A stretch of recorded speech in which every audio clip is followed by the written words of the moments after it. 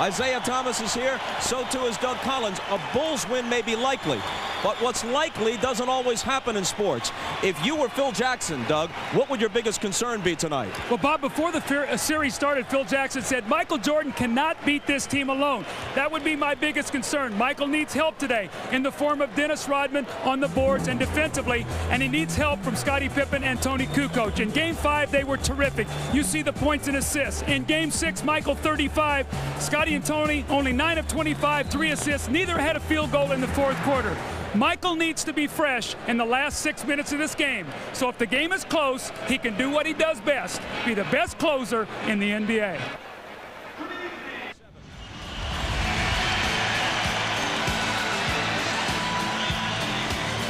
Reggie Miller held under double figures for the first time in the playoffs in Game 6, but of course he virtually won Games 3 and 4 for the Pacers. Chris Mullin had 18 points here in Game 2 on 6 of 10. Since then, 18 points total on 6 of 23, averaging only 4.5 points a game. They need some offense from him. Larry Bird, the NBA's Coach of the Year, with his assistants Rick Carlisle and Dick Harter.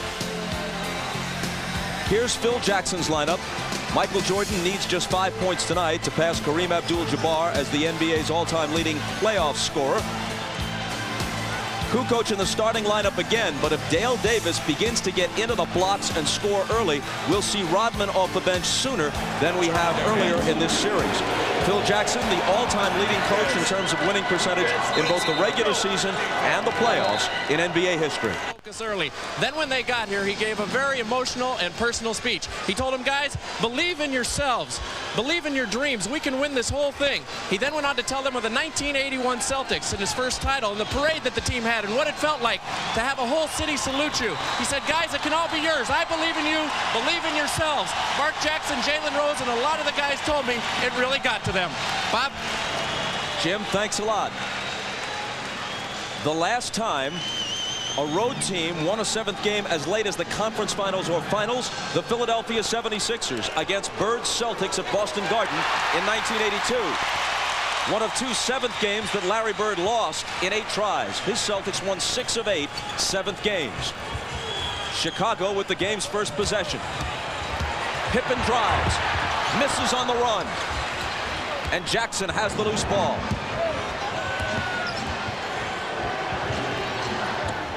Look for the Bulls today to put more ball pressure on. They thought their ball pressure was very weak in Game 6.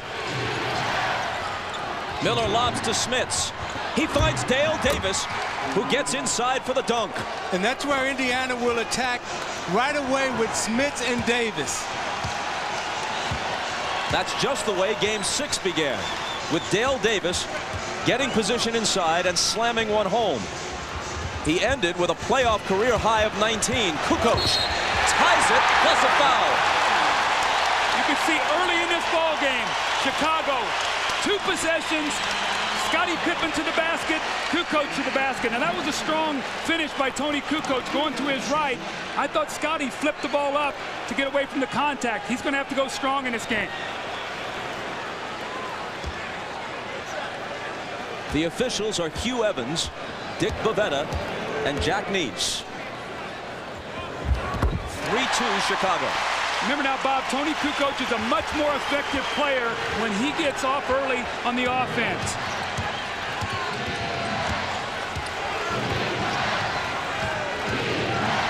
Pippen trying to thwart Jackson as he has most of the series. Smits gives it back to Jackson, who hits the baseline J. That opens the entire game up. Remember now, Pippen floats. He roams off Mark Jackson. Kukoc. Short. Rebound to Jordan. His first shot is a putback. And Chicago has a 5-4 lead.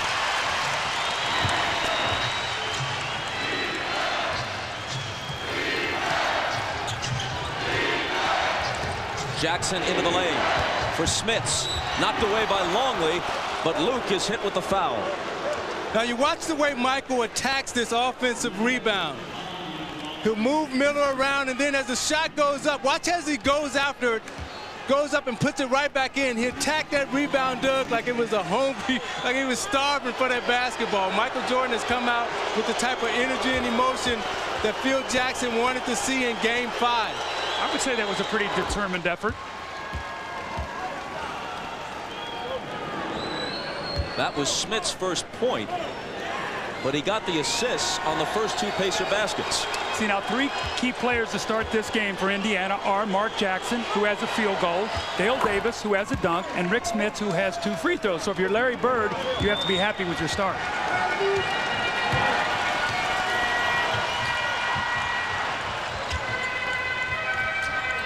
Mullen on Pippen.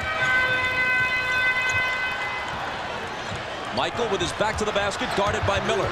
Spins into the lane and misses the jumper. The rebound to Smits. His outlet is to Jackson.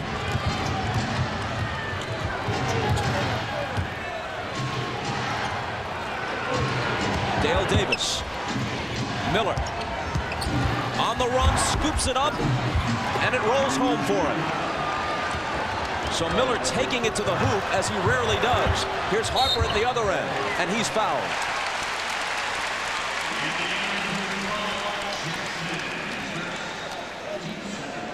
The Pacers have a lot of Game 7 experience. What they don't have is finals experience. Only little-used reserve Mark West has ever played in an NBA final. That was in '93 as a member of the Phoenix Suns. Bob, one of the things I've seen here early by Indiana, I thought in Game 5 they came in expecting the Bulls to hit them hard. They got on their heels, never recovered. They've come in the aggressive attack mode in Game 7, which is very smart. Don't wait for the flurry. Don't wait to get behind. You be the attack man.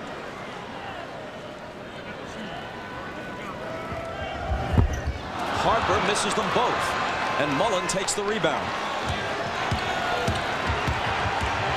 Jackson on the move. Behind a Davis screen, and now Miller. Smits. He hit 11 of 12 from the field in Game 6 and swishes his first one here. You see Smits moving Longley around. He set the screen for Reggie Miller, which gave him inside position against Longley.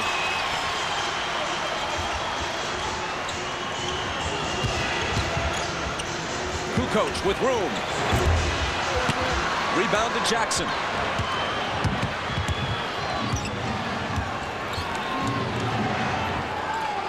Dale Davis, stronger than Kukoc, trying to back him down, and Kukoc fouls him.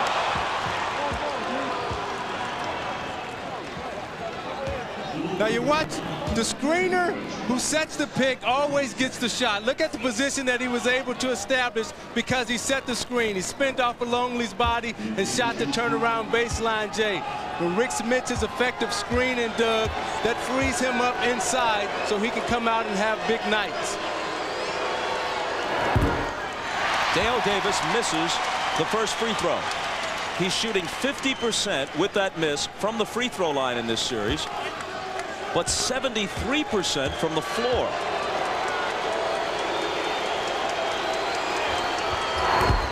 Misses them both.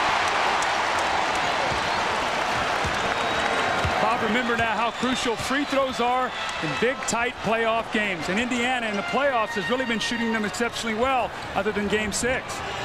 And other than Dale Davis, a sub 50% free throw shooter for the year. Up and under by Jordan, but can't hit it off the glass.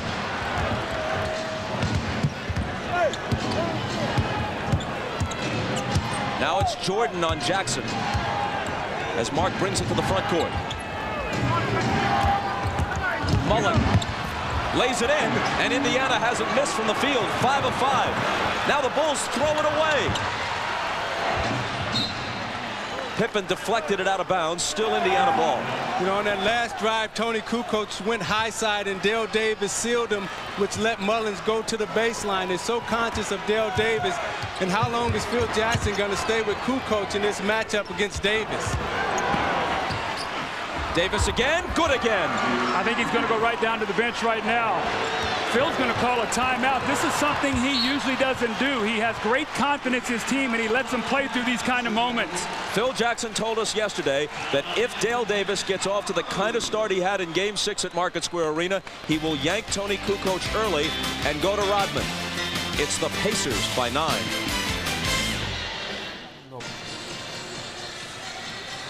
Dale Davis appears to be getting off to a big start. Just what Phil Jackson told us yesterday that he feared in Game 7.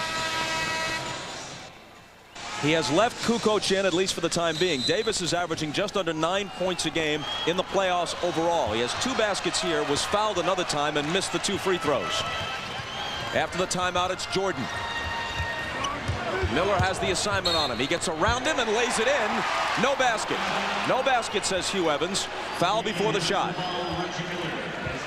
Out of that timeout, you can see Chicago came with a screen roll off Smits, trying to get him involved. And Michael's so determined on this play. The foul before the shot. Jordan slipping a bit, regaining his footing. The shot swatted away by Dale Davis, and cleanly. Michael recovers it. This is what you don't want if you're Chicago. Michael expending so much energy early in this game trying to get his shot. And Dick Bavetta stops play. Chris Mullin picks up his first.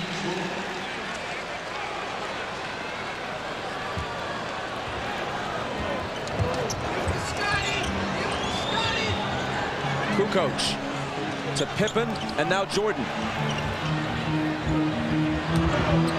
The crowd seemingly stunned, rather quiet at this stage. Good pass to Harper from Jordan. I see Chicago being very tentative right now. Kukoc passed up 2 shots, and if he's going to be out on the floor, he must take those shots, or else Field must come with Dennis Rodman to supply defense. Davis again, double team, so he gets it out to Jackson for 3. There's that play we talk about, the importance of Mark Jackson making the open shot. He's hit 2 jumpers now with Scotty helping in the post. And when you have to come and double team Dale Davis, you're into an area you don't want to be in. Longley can't control it. Mullin has it. Jackson pushes it up the floor, cut off by Harper.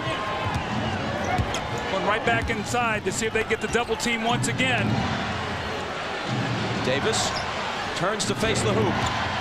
It's Kukoc alone on him. Now Harper comes on the double. Davis hits the turnaround, and the Pacers lead by 12. See, what Indiana has done is they're softened the Chicago Bulls up inside. Now when you come with the double team, that should free Mullin and Miller up to attack from the outside. And Phil Jackson is looking for Dennis Rodman. He's not on the bench. I think he's riding the bike, so he'll be coming into the game. Kukoc with a bad miss. Here comes Jackson back the other way. Jackson to the hoop. Swatted away from behind by Pippen, who fouled him. Now, the last time these 2 teams played here, Game 5 of this series, Indiana had that atrocious stretch in which they missed 18 consecutive field goals in the first half. They are 8 of 8 from the field so far in this one. They're in a great rhythm, Bob. Everything they're doing right now, they're doing with precision. They're screening. When they throw the ball in the post, they're taking their time. If the double team presents itself, they're finding the open man. If not, that guy is pounding it in the post. They're playing a picture-perfect first quarter in a Game 7 on the road. Doug, they're a very confident basketball team. You look at Mark Jackson's numbers in this series. Look at the turnovers in the 3 losses and the turnovers in the 3 wins. That's what Larry Bird wants from him. And this Indiana team has won 3 of the last 4 in this series right here. Chicago beat them the first 2, but Indiana has pretty much controlled Chicago since then. Here comes Rodman. Back to the Chicago bench. He was back riding the bike to stay warm. They may need him any minute. Here's Pippen inside. Longley confronts him. Rather, Smits, I should say. And there's an Indiana foul.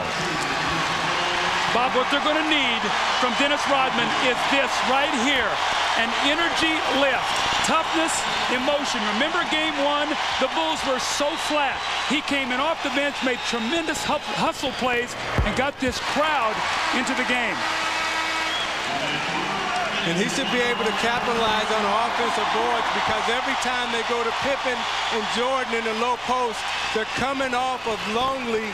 Smits is coming off of Longley to double team, which should free Rodman up for offensive rebounds. Rodman in, Kukoc out. The foul on Smits was his first, and Pippen makes 1 of 2. Rodman got a piece of it right away, but couldn't quite control it.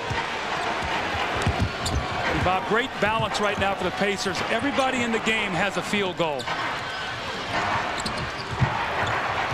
Jackson, Smits.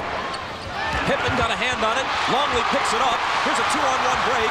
Michael to Pippen, the travel.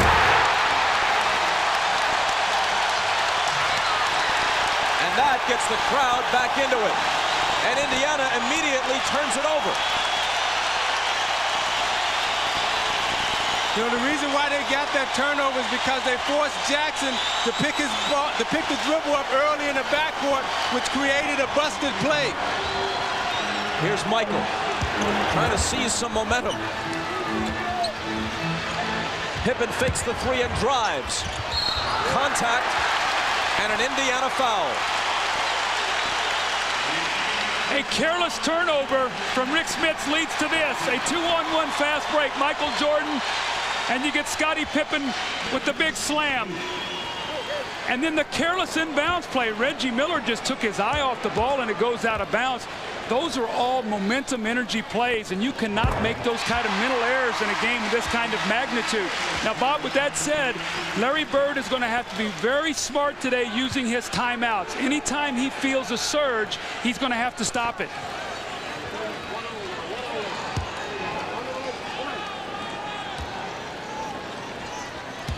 Antonio Davis comes in for the first time. Again, Pippen makes one of two. Mullins saves it in.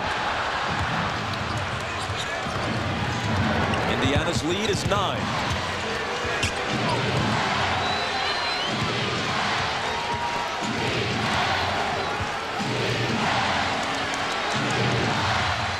Antonio Davis pops the jumper, and it goes in and out. Longley has it.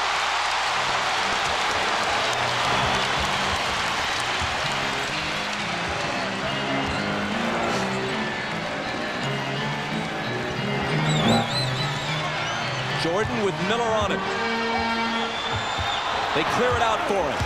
The double team comes. He finds Harper, touch pass to Pippen for 3. Halfway down and it pops out. Longley.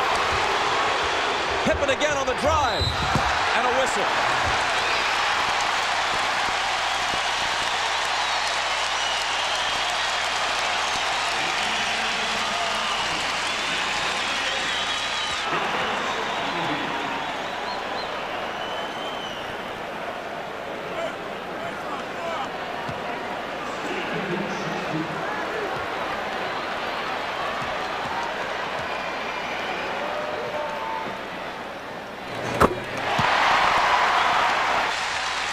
It's very important. Scottie Pippen has missed a couple free throws early in this game. That starts playing on your mind. And if he's going to take that ball inside and get fouled, then he's going to have to convert it to free throw line, because we know Indiana is not going to give any layups. And you see the fact that Dennis Rodman has had on this game already. As soon as he entered into the game, the energy in the building picked up. The energy of his teammates picked up. They started picking up full court. That's the effect of a Dennis Rodman. It's not necessarily his rebounding, but it's the intangible things that he brings to the game. Pippen is bleeding, we're told, from somewhere. We can't see it from our vantage point. You know what happened? He wears that little pad on his left arm, and he was cut on his right arm in that drive, and I saw him. He took the pad off, and he put it over on his right arm to cover it up. Because he wanted to remain in the game. Yes. But temporarily he has to go out, and Kukoc comes back in. What was a 13-point Pacer lead a moment ago is now 7. Now that's a big momentum stopper for Chicago, because now that puts Jordan on Jackson, and and Indiana now should be able to go inside to Davis. They lose it. Kukoc to Jordan.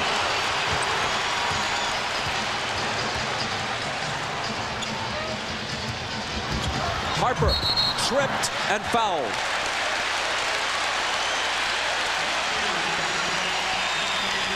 Two quick ones on Antonio Davis.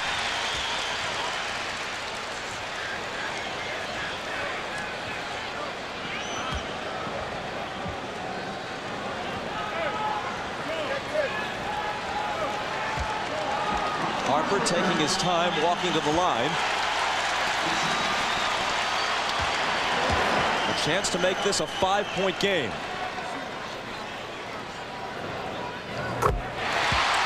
Bob, in a game like this, there's going to be a lot of ups and downs. You're going to have your moments. Teams are going to make their little runs. You've got to keep your composure. Larry Bird told his team during a timeout, this is not a 5-minute game. This is a 48-minute game. We're going to have to play that way the entire night. So take these little surges and play through them with poise and patience. 1 of 2 for Harper, and here's Ahmad. All right, Bob, Scotty did have a cut on his arm, and they had blood on his shorts. The reason he left the court was to go and change shorts, and he's now back and prepared to go back in, Bob. Miller misses off the baseline. Antonio Davis gives them a fresh 24. And it's Davis with the left hand. The shot doesn't fall, but he was fouled. That's a big foul because that's going to be 2 on Luke Longley. We know the presence of Longley inside. The Bulls get very small when they go to their bench. Now, who's Phil Jackson going to go to? Is he going to stay small with Kukoc and Rodman, or is he going to go with Winnington? It looks like he's going to bring Pippen in, stay with a smaller team, and either put Rodman or Kukoc on one of their bigger players, and they'll try to front them inside. Meanwhile, Mullen has gone out for the Pacers, and Derek McKee, the veteran, wearing number 9, is in. We're also told that Mullen had blood on his jersey, although I guess it could have gotten there from brushing up against Scotty.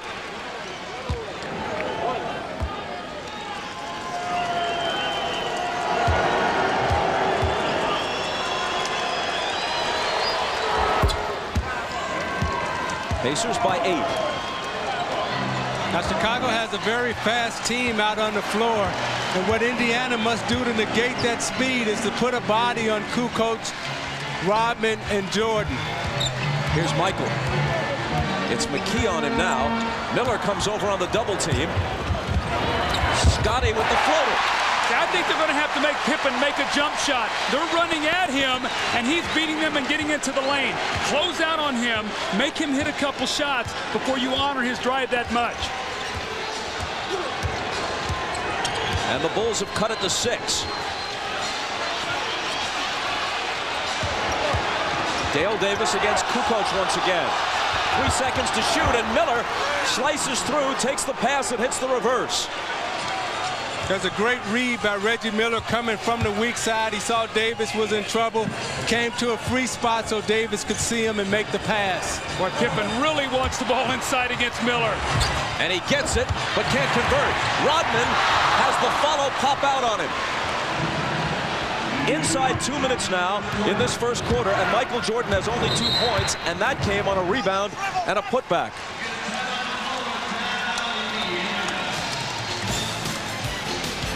Now you watch Scottie Pippen in the low post.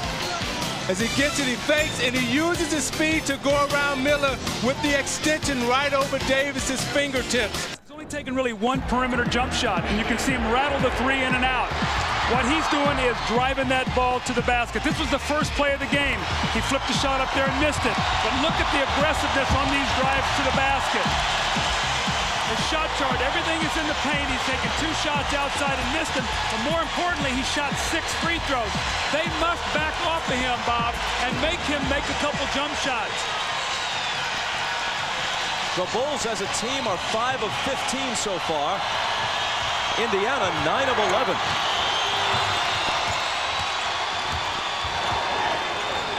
Miller fakes the 3 on Jordan. Bounces it into Dale Davis, working against Rodman. Now it's Jackson. Missing on the 3. He had hit one earlier.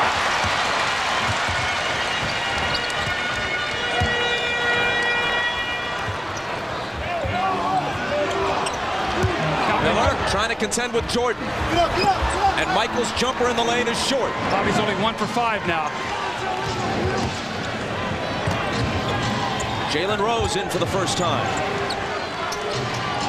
Scott Burrell covering him, also making his first appearance. Davis over Kukoc, not this time. Rodman has the rebound. Pippen stutter stepping on the run. Doesn't get the roll, has his own rebound. Misses that one. One more try and a crowd and a foul. Pippen's really struggling a little bit with his outside shot. You know, he said earlier this week that he just didn't feel comfortable, and you can see him trying to get to the basket, passing up the little 15-footer, then fighting it, not really having to touch around the goal, but he stays with it. A lot of times you can get your rhythm by going to the free throw line, and that's what Scottie is trying to do, get his rhythm at the free throw line, so therefore it would translate into his outside jump shot. The foul was on Derek McKee, his first.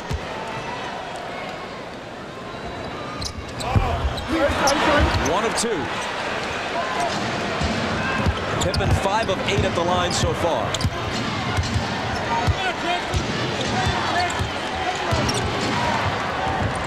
Miller for 3.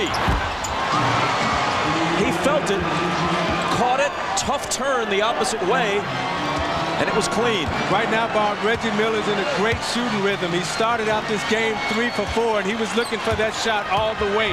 10-point lead again.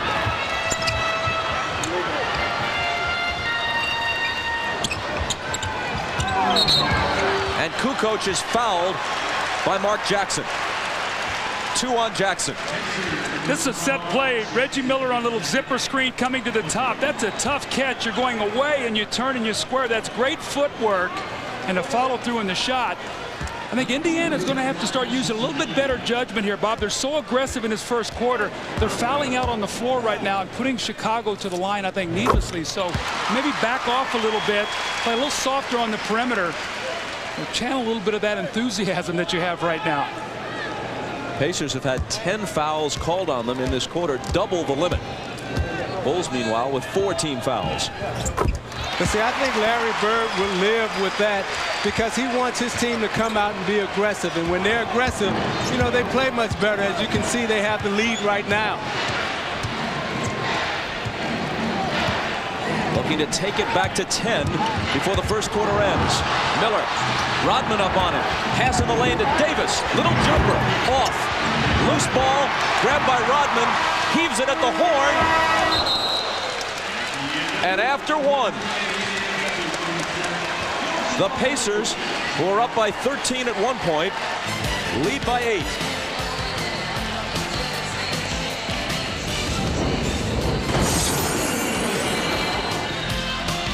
This is the NBA on NBC.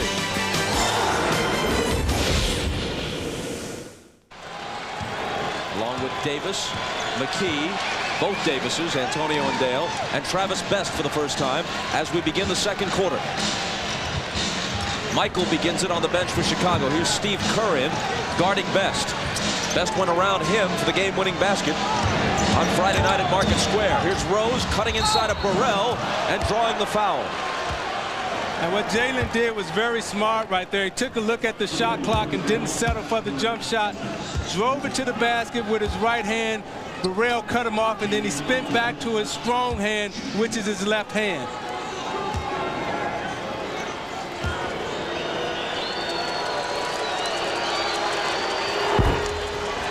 Can't hit the first one.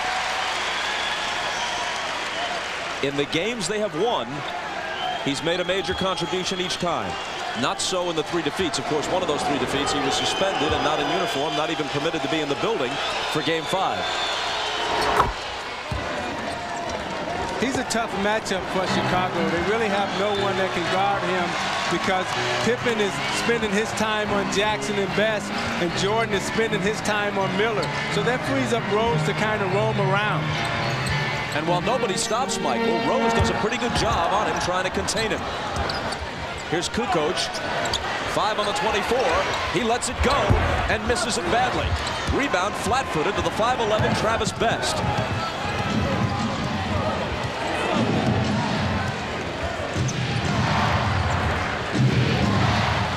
Here's McKee, left alone. The 20-footer spins out. And Pippen has the loose ball. He pulls up and takes a 3. Misses it. Followed by Kukoc is there. The Bulls, this is a very important time, Bob, right now. With Michael Jordan resting, they've got to stay close or close this gap a little bit. He needs a breather as hard as he worked in that first quarter. He played all 12 minutes.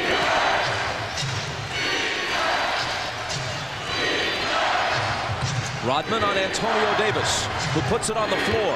5 seconds to shoot. Travis Best got to create something against Kerr. Jumper over him. He was fouled, it appeared, or was it a 24-second violation? Shot clock violation.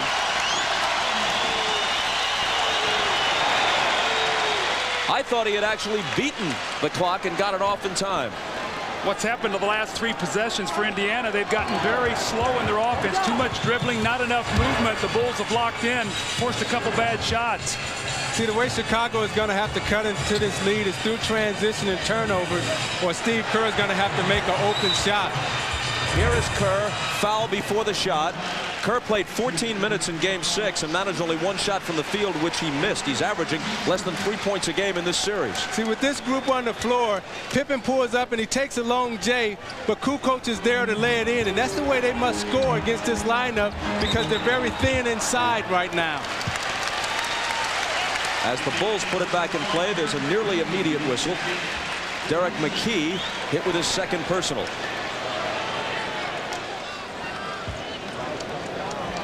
Jordan's still a spectator with 10 minutes to play in the half and his team down 7. Pippen against McKee. Double pump in the lane, and it comes up short. Scotty has now missed his last 5 shots.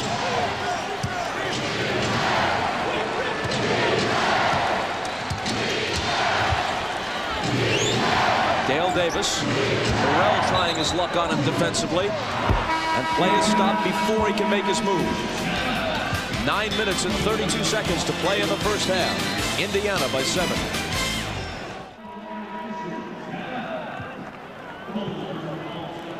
これはシカゴの外の様子が出ました。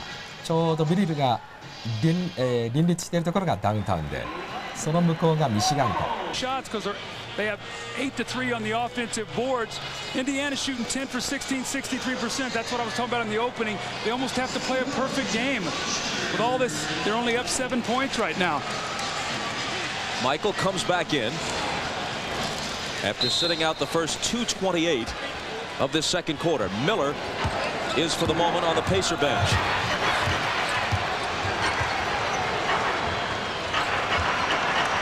Antonio Davis against Rodman. Jumper over it. Won't go. And Dennis clutches the rebound.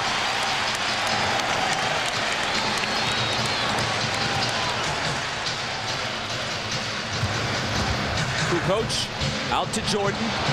Puts it on the floor against McKee. And the fadeaway is good. Only his 2nd field goal. Well, you see the floor is spread out right now because of Butler is in the basketball game. He's a good 3-point shooter. You got Kerr in there, you got Kukoc, so therefore the penetration lanes are open for Jordan now. Best open for 3. In and out. Jordan back the other way. It's Kerr. His 3 is there.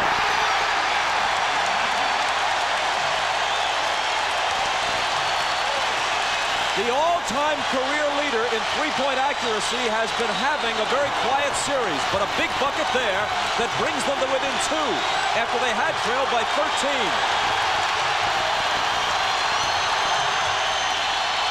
Antonio Davis surrounded, and his pass picked off by Kerr. Here comes the crowd, and here come the Bulls. Looking to tie. Michael missed it, and it's out of bounds to the Bulls.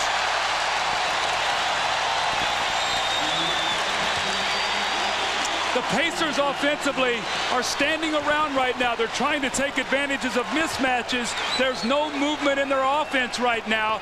And the Bulls are giving help and getting back, getting into the passing lanes. And then now running out. Steve Kerr with a big 3 there to help his team. More importantly, to help his confidence. So with that, they bring Smits back in. Jordan splits the defense and ties the game.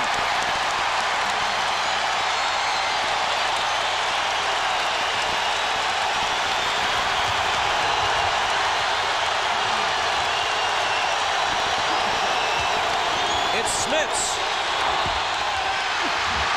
Kerr has it.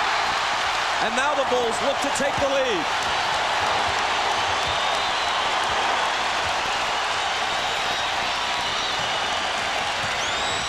Kerr around the screen set by Longley. Dumps it off to Rodman, who'll be coming to the free throw line.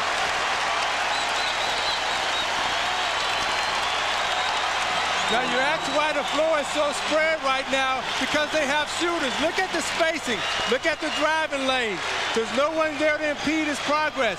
Now Michael knows that he has shooters out on the floor right now. Penetrates, drops it to Kerr for the three.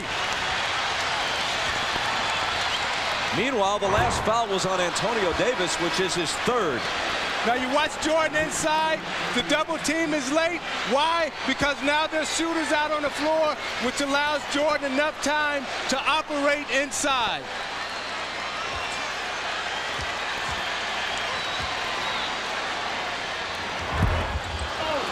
Rodman can't hit either free throw. Jordan, by the way, has passed Kareem on the all-time playoff scoring list. He's #1 now. Rose. A seemingly fearless player, even at the height of playoff pressure. Michael poked away from behind and out of bounds. The Bulls retain it. But first a timeout with 6:56 to play in the first half. Well, Bob, after a slow first quarter for Michael Jordan, where he's working so hard, he comes back in after a rest, and he's got his legs now. The nice drive and the shot over McKee, the fast break pass out to Steve Kerr, and then with all the shooters on the floor, the hesitance to double team and the layup. Michael Jordan comes in after a rest, a 7-2 run by the Bulls to get them back. In this game, they trail now by only 2 points.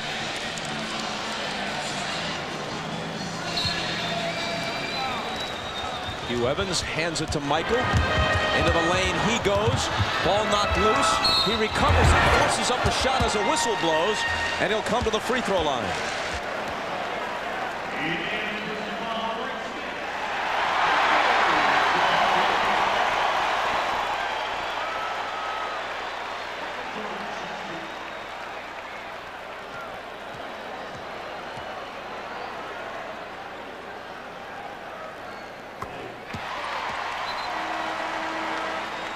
The Nuggets, the Spurs, the Nets, and the Pacers, the 4 teams that came in with the merger in the mid-70s, all have had stretches of success, but they have never, none of them, reached the NBA Finals.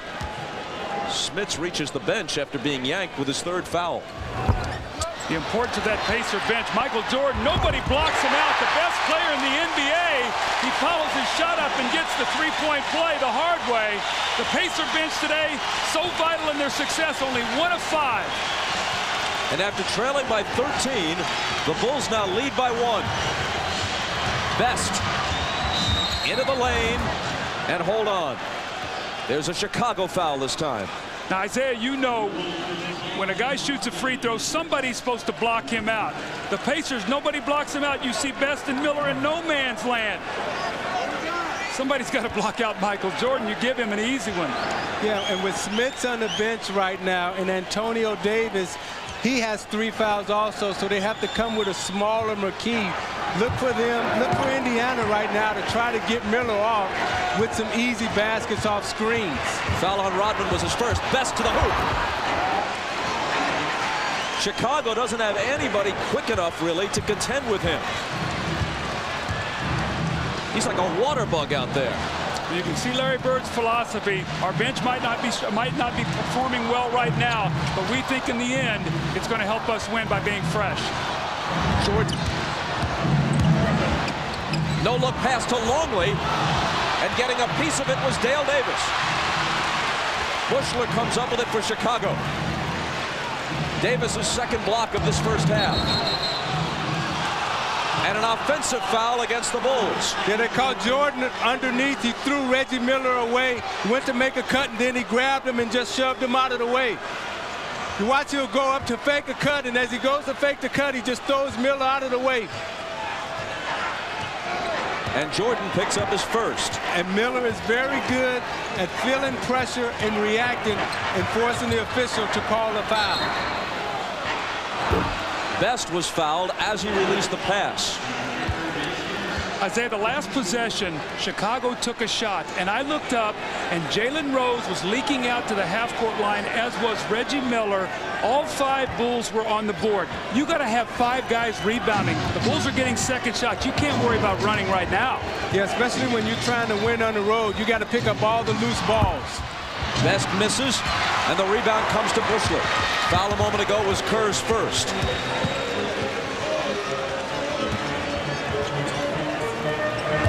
Kerr from Michael. Gets his own rebound and is belted by Best. You know, Buechler hasn't scored a basket in this game. However, his energy on defense and offense has uplifted this Chicago Bulls team. I was reading an article about Jud Buechler yesterday where he hasn't played in 2 months, and he just said, I hope Field turns to me on the bench and give me some action because I think I can help this team. Foul on Best was his second. Kerr, nearly automatic from the free throw line, hits the first. Scotty comes back in, and Longley departs.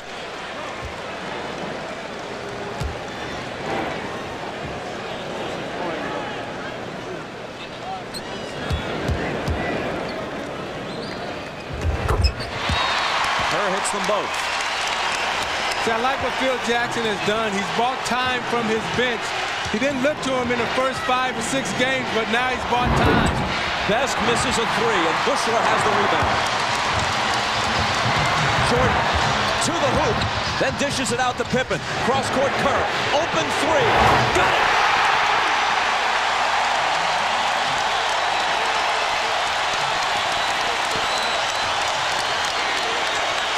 A 17-point swing since the first quarter.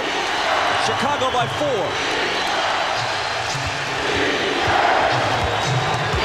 McKee spinning around Pippen, nice move, no basket. Foul before the shot, says Dick Bavetta. Now you watch Dennis Rodman, who sets an open court screen on Reggie Miller so Jordan can drive off. He nails Miller. Miller falls down, is slow getting up, and they swing it cross court to Kerr, and he's wide open for the J. Miller is late in getting back, and he nails the 3. McKee can't nail the free throw.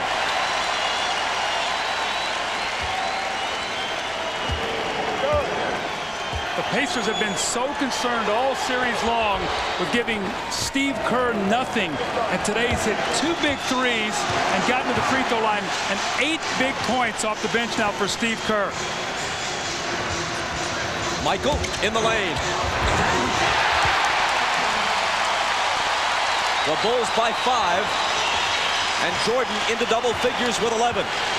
See, everything's open right now. The cuts are crisper, the passes are short and quick and tight, which allows Jordan room to move. Jordan up on Reggie. Working on him. Shooting it against him and getting the roll, but an offensive foul perhaps. They take the basket away. The Pacers thought they might have gotten a 3-point play if the call had gone against Jordan, but no. You see Miller trying to draw the foul. Jordan is on him like a wet blanket. And Miller jumps right into him, creates the contact, and Dick Bavetta is right there to call the offensive foul.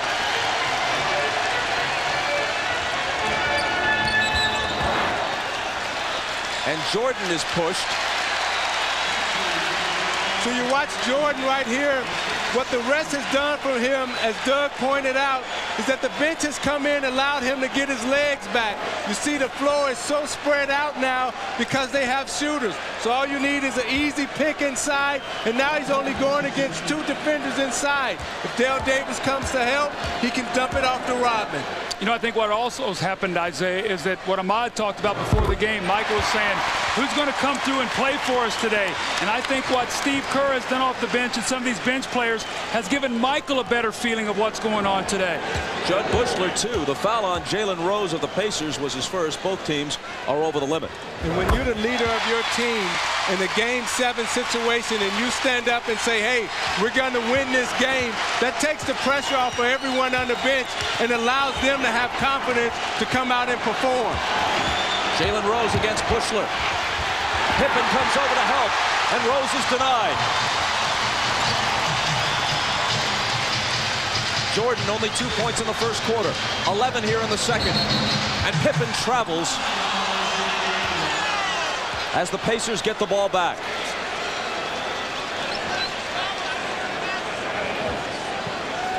Chris Mullin, after a long stretch on the bench, is going to come back in for Indiana. Not until the next whistle. Here comes Jackson. Lobs it up there for Davis, and Rodman breaks it up. But Jackson is there to grab the loose ball. Miller all alone for three. And it misfires. Harper, Scotty to the basket. Loose ball chased down by Jackson. Slings it cross court to Miller. And Dale Davis couldn't latch onto the pass. But apparently Buechler touched it, and Indiana will have it when we come back.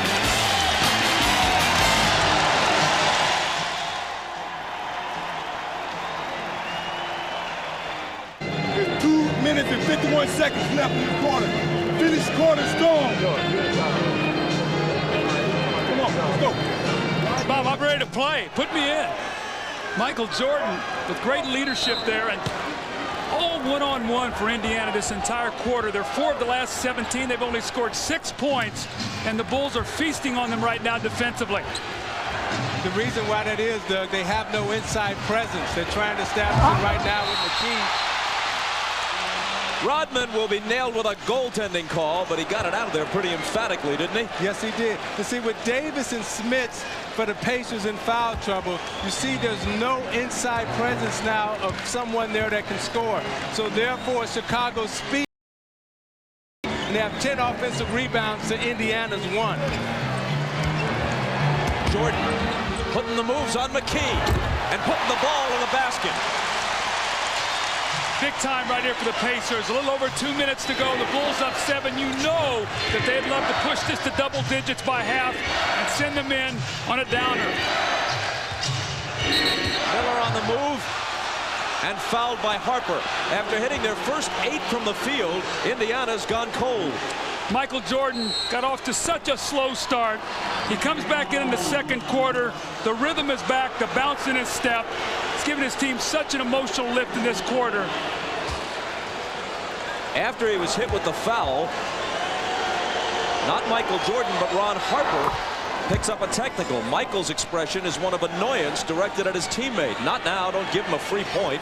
Mullin steps up, swishes the free throw on the tee. And here's Ahmad.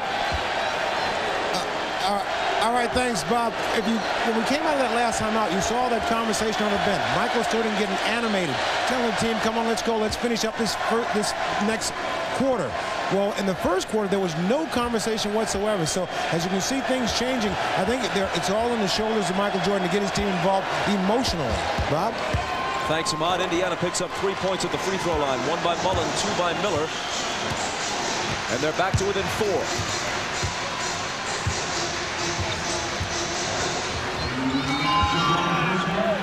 Jordan, McKee on him, Mullin on the double team.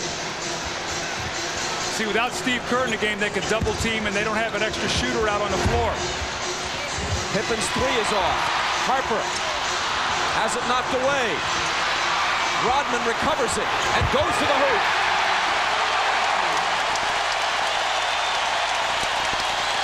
Bob, remember in Game 6, the Bulls were down 10 right before the half, and they closed to within 3. Let's see if the Pacers can do the same. Dale Davis against Rodman, tries to muscle it up. Jordan came over to help, and Davis was fouled. Now, the 2 players who are responsible right now for this rush of energy and emotion is Rodman and Jud Buechler. You look at Buechler, knock the ball away from Rodman, from Jackson. Rodman is right there for the easy layup. Energy and emotion, as Ahmad talked about, what Jordan wanted in the huddle, Rodman and Buechler has come out and given him that. Rodman hit with his second foul. But Davis isn't even close on his first free throw. Buechler goes out to a round of applause from the Chicago fans. He really did a job while he was in there. and Kukoc comes back in. And has no points to show for it. Those intangible things you do to help your team win, Bob. It's what's known as playing a good floor game. 1 of 2 for Davis.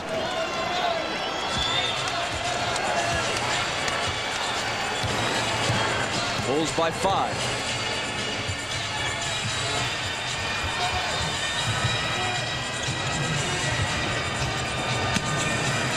Jordan with McKee on him.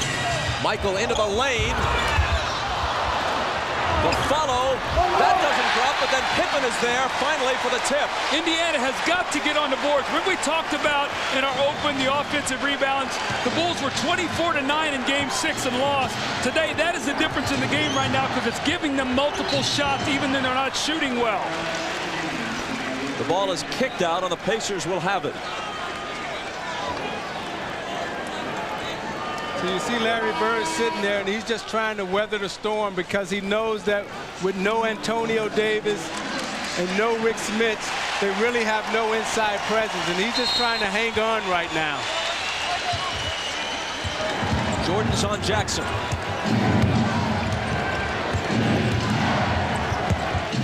Miller, contact with Burrell, no call. Reggie fires and hits the 3.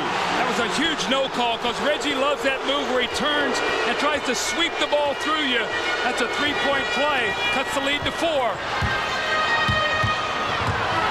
Jordan on the move. Left hand. No. Rodman has it. Jordan can't hold on. Pacers will have a chance now as the game clock barely overlaps the shot clock to cut this to 2 or maybe 1 if they hit a 3. Reggie for 3 again. Good again. A 1-point game, just under 10 seconds. I'm running at Michael Jordan right now. Get it out of his hands. Michael against McKee. Finds Burrell, and Burrell with a huge hoop that beats the horn.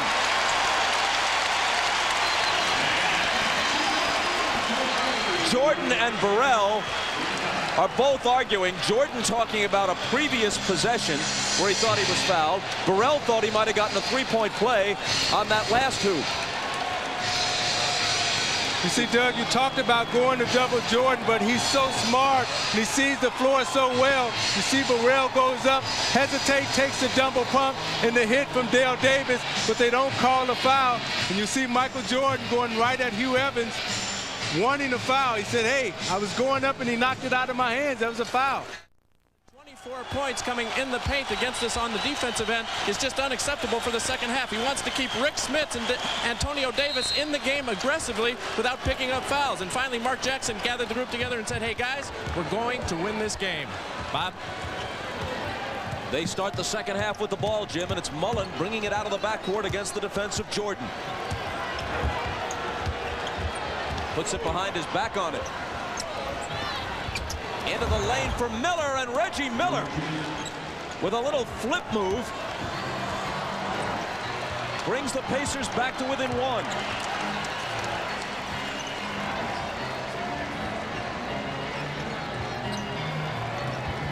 Jordan with Miller on him.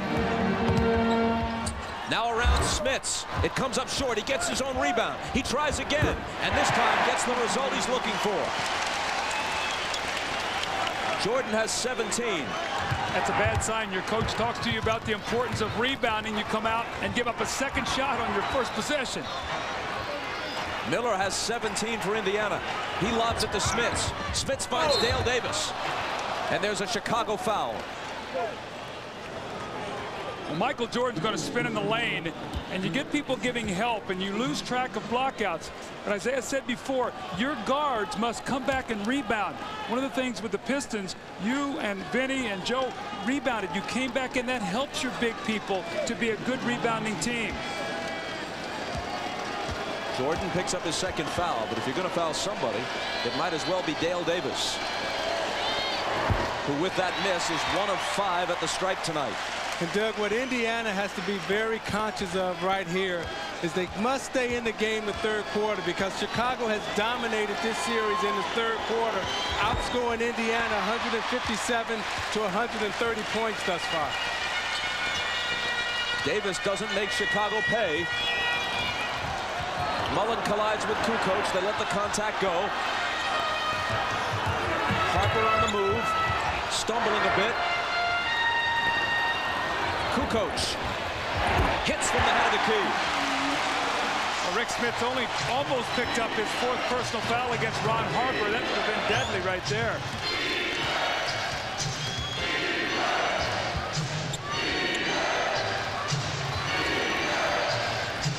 Mullen out top. Jordan's on him. Deals it out to Jackson. 5 on the 24. Smith's double team. Jackson will take a 3, and he'll put it down. Now, Jackson lined that 3 up before he took it. He had picked up his dribble, wasn't able to get it off. Then he got a second look at it, lined it up, and knocked it down. 2-point game. Kukoc again. Good again.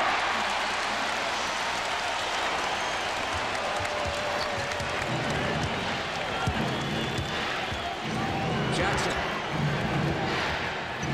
goes to work on Pippen. The floater won't go. Hit the back rim.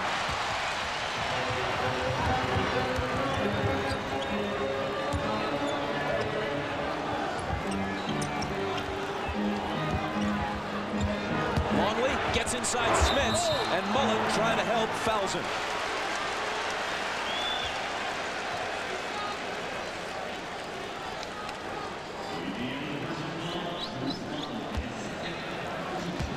On the left, Commissioner David Stern and his wife Diane.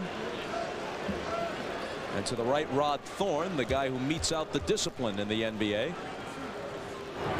Russ Granick, David Stern's top deputy, was immediately in front of Rod Thorne. There is Granick, who has some difficult days ahead trying to hammer out a new labor agreement. Luke Longley had been 14 for 14 in this series. That's his first miss at the free throw line. Gets the second one. Now, if you notice what Scottie Pippen is doing, he's taking a quick look over his shoulder to see where Reggie Miller is at, because he's trying to force Jackson away from Reggie Miller.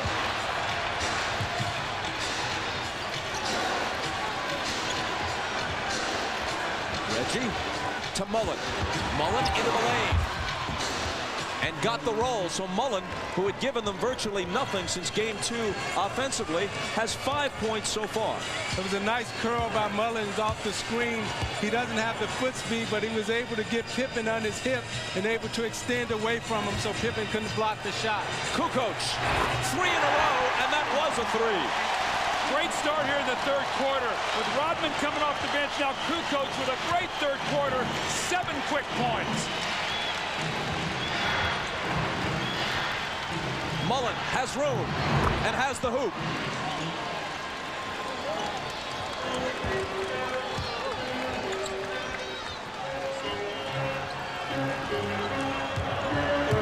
Longley screening for Jordan. Harper into the lane. The little hook that rolls around and spills out. Hanging tantalizingly on the lip like a putt that won't drop. Miller, another 3, got it again. What a great screen, though, by Smith. Scottie tried to get up to the inside. Smith adjusted his position. Reggie's getting a lot of open shots today.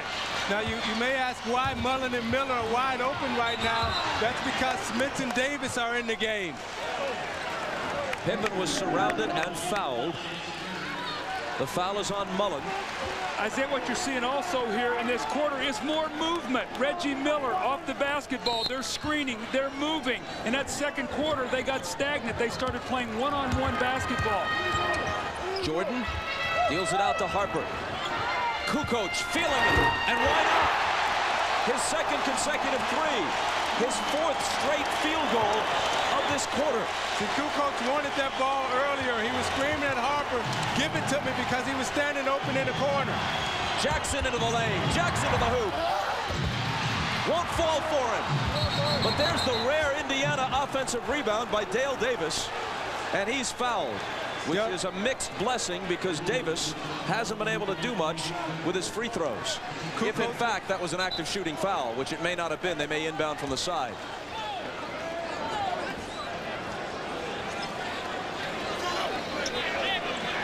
Longley hit with his 3rd. Miller with the left hand. Doesn't get the bounce this time. Here comes Kukoc, who's been all over this third period, that time with a rebound. Jordan sees Mullen on him, immediately drives to the hoop. Smits comes over with the help. No foul call. Jordan gets it back, and now they blow the whistle. Mark Jackson picks up the personal, and we step aside for just a moment.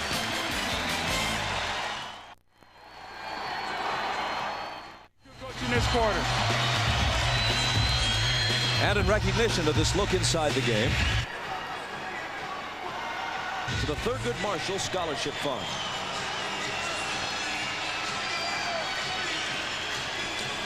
Bob, he becomes so vital to their attack. When he scores, he just frees up so many other things because now you can't focus so much on Michael Jordan. Dennis Rodman has been riding the bike down in the tunnel. He'll be back soon, we would guess. But not for Kukoc as long as he stays this hot. Here's Pippen with the fadeaway. And Scottie Pippen nails it. Remember at the top of the game we said Michael Jordan can't win this game by himself. He needs help. Well, he's getting a lot of help today. 17 from Kukoc and 13 from Pippen. Miller on the drive, and a foul is called. It'll be Indiana ball from the side, giving us a chance to check in with Jim Gray. All right, thank you, Bob. Well, Larry Bird during that timeout told his guys, you're right there on the cusp. Keep playing at this pace. He's very pleased with the effort. Likes the offense now where guys are setting screens, creating open shots. Defensively, he says they won't continue to hit at this pace. Bob? The foul on Harper was his second. Miller lobs for Smits, who's been rather quiet. Draws a double team, and Pippen, reaching in, picks up the foul. It's his third. So they got to get Smits involved right here. He's only taken 2 shots in this game, so they're trying to get him in the low post. You see Scottie Pippen come with the late double team, reaches in and gets called for the foul.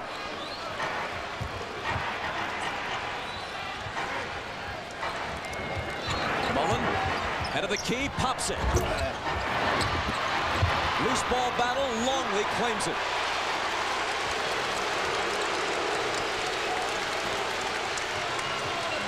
Jordan, Smits takes him on a switch. No matter, he shoots it anyway but misses. Mullen out to Jackson. Miller returns it to Mark Jackson, who's guarded by Pippen. Smits against Longley. When Pippen comes over, Jackson is open, but fires it long. And Jordan is there to collect the carom. No look pass to Kukoc.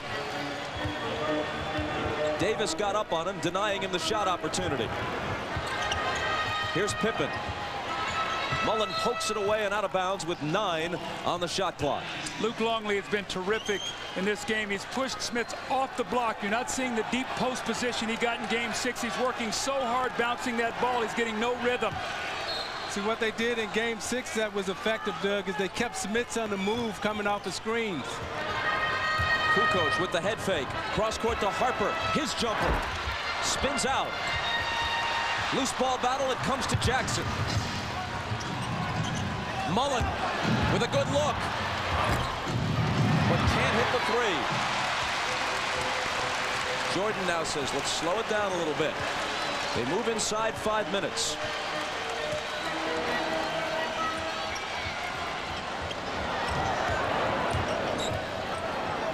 Michael double teamed, returns it to Scottie. Now it's Kukoc into the lane and to the hoop, and he's fouled. Rodman's going to check in. Let's see for who.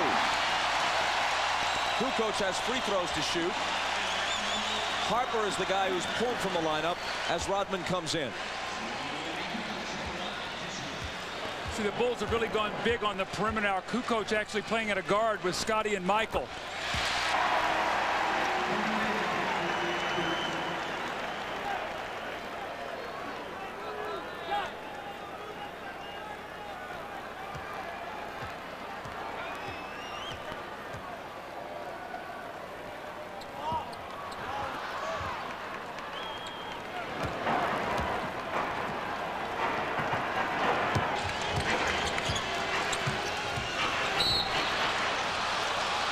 Pavetta whistles play to a halt after Smith sat down with his 4th foul, and now Pippen picks up his 4th.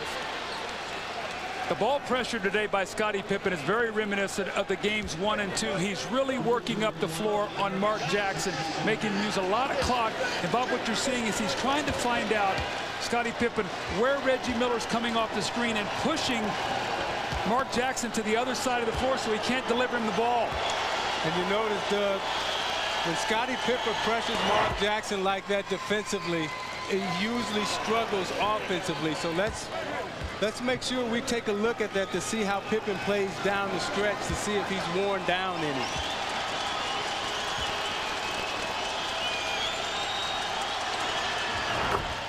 Jackson got them both.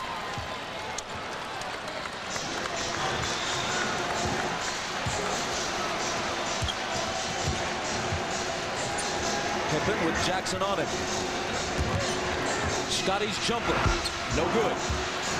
And the rebound grabbed by Antonio Davis.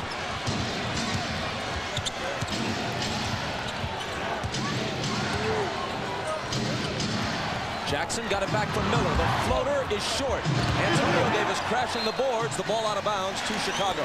See, Luke Longley read Mark Jackson. He knows he likes to throw the floater to Davis coming over for the dunk.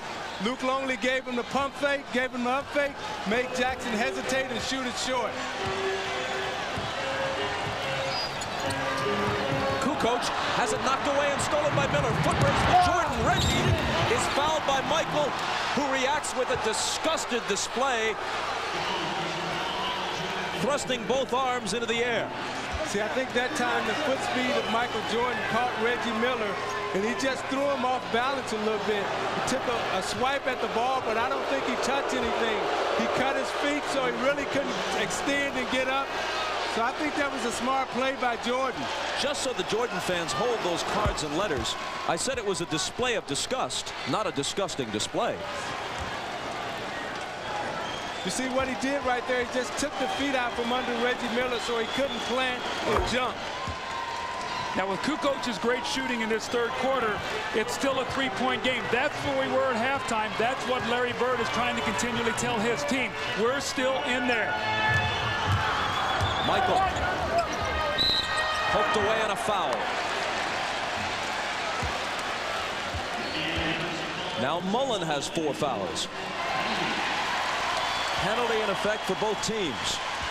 See, Jordan recognized that time that the next foul would get them in a penalty, and he wasn't going to give that basketball up. He's going to take it in and force someone to foul him.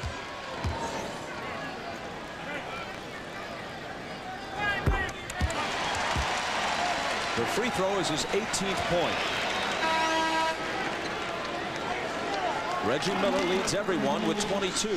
Just as it was difficult, Pippen going out and Harper coming back in, to imagine the Pacers winning Game 6 with so little from Reggie Miller, and somehow they did it. How are they going to win Game 7 with Rick Smits giving them next to nothing offensively? Jordan misses the second one. See, Rick Smits in this series has only given them 10 points on the road, and at home he's given them 21. Offensive foul on Antonio Davis. He moved on the screen as Ron Harper shot through the top. Now what you're seeing Phil Jackson here is Scottie Pippen has 4 fouls. He's giving him a rest. He's coming with Harper. What he'd like to do is then Michael finish out the quarter, bring Scottie in for him, and let him get a rest. That's number 4 on Antonio Davis. Lots of guys moving toward trouble as the 4th quarter approaches. Jordan double teamed by Mullen and Miller and took too many steps. See, every time Jordan gets the ball in the low post, Indiana is running a defender at him from the top, forcing Jordan to have to read the double team. They can get away with Harper out there, but not with Steve Kerr. Reggie, Harper up on him.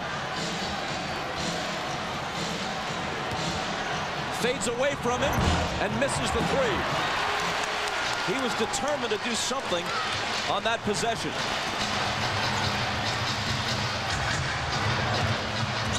Here is Jordan to Kukoc, who's been on fire and stays that way. 21 for Kukoc. And it's back up to 7.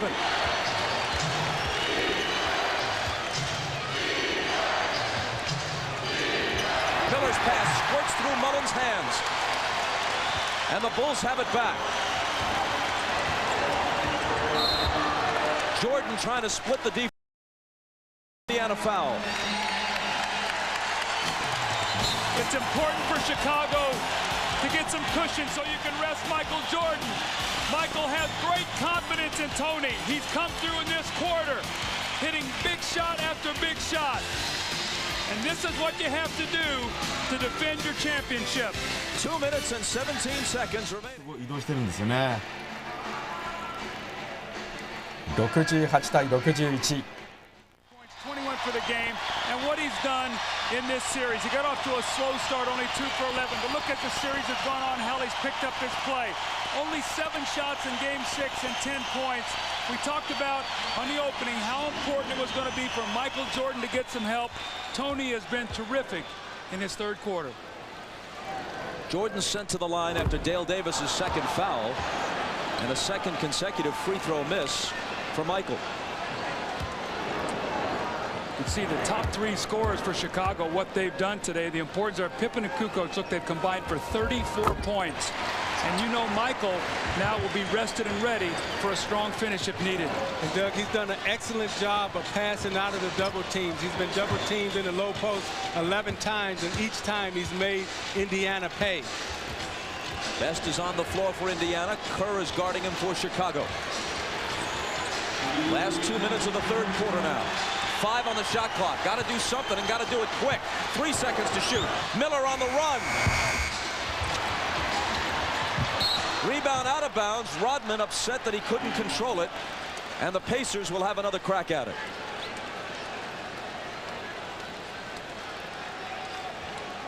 It's a very important time now. Indiana can't let this get away. Travis Best is getting caught with his dribble. Too much time being burned up off the clock. He's got to attack. Miller driving on Harper. Kukoc cuts him off. Nice pass inside to Dale Davis, who's wrapped up by Rodman. That's Dennis's third.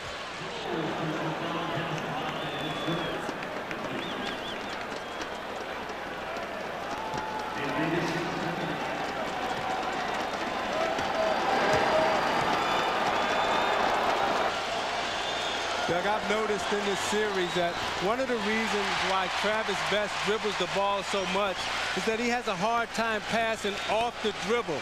Mark Jackson can pass off the dribble. John Stockton can pass off the dribble. But when Best makes the pass, he's got to pick it up and pass it with 2 hands. Dale Davis hits that one, making him 2 of 8 at the line tonight.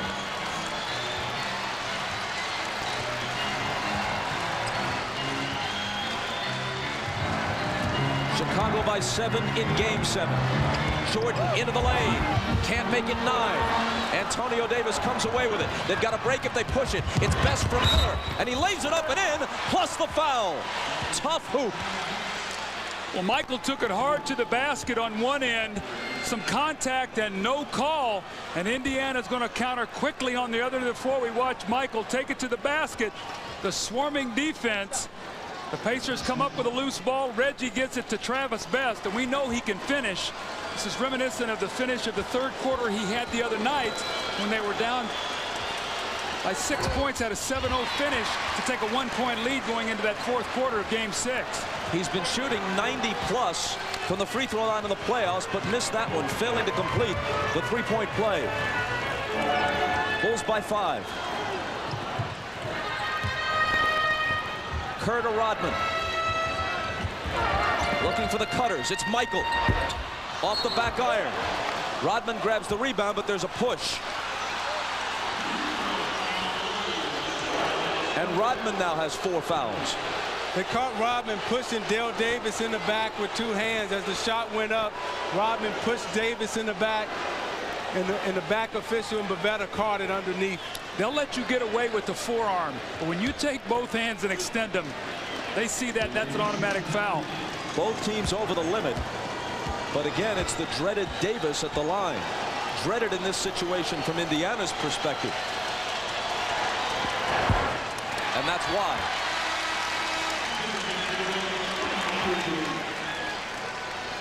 Scottie Pippen comes back in. Michael Jordan for a breather with 58.5 seconds to play in the third quarter. If this game is close in the fourth quarter, can you keep Dale Davis in?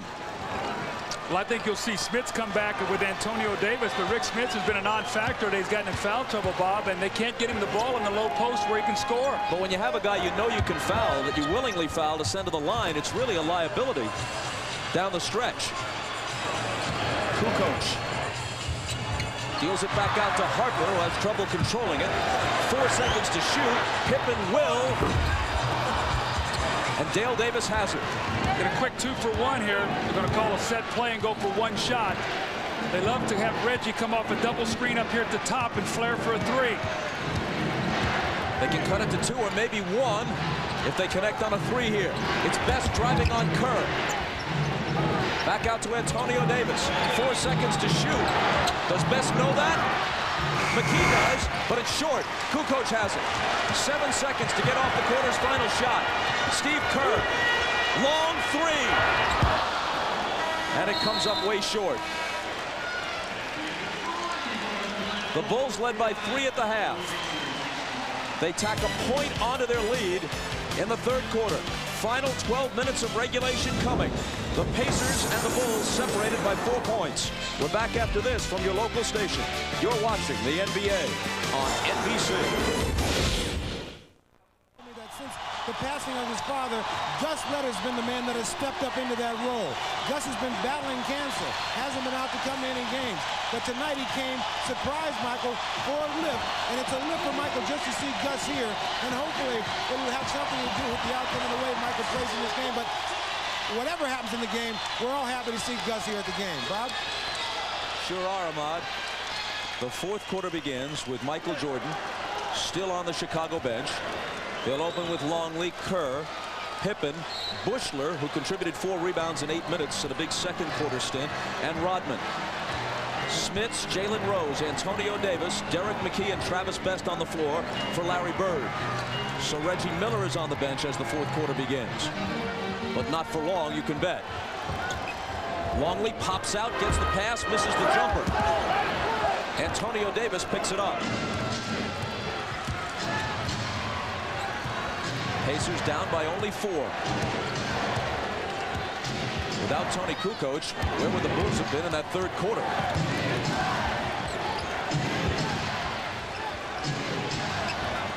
McKee has it knocked away by Pippen, and Scottie eventually comes up with it.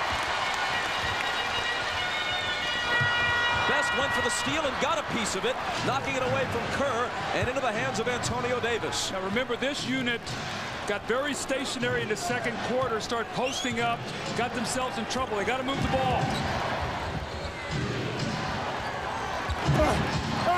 They get it inside to Antonio Davis, and he's fouled.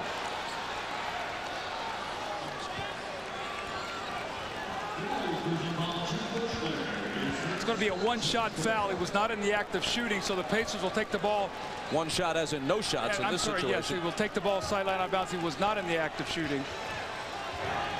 Now Larry Bird is comfortable with the position that he's in right now because Indiana has dominated the fourth quarter in this series thus far. That's 5 on Rodman.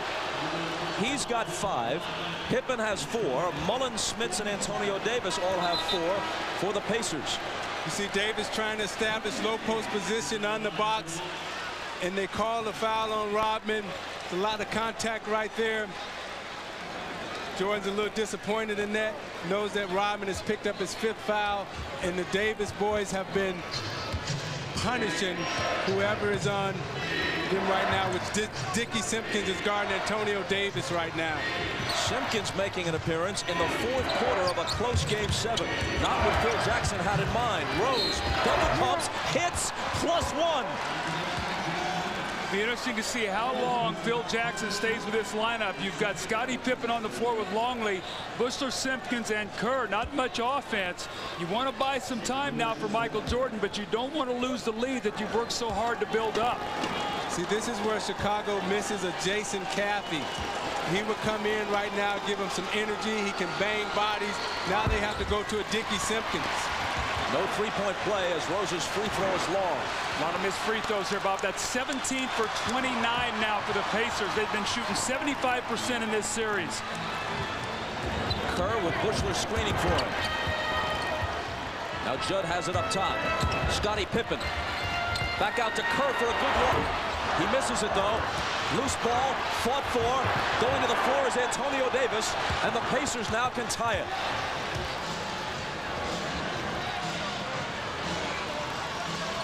Buechler is on Rose. Around an Antonio Davis screen for the jump shot that evens the issue at 69.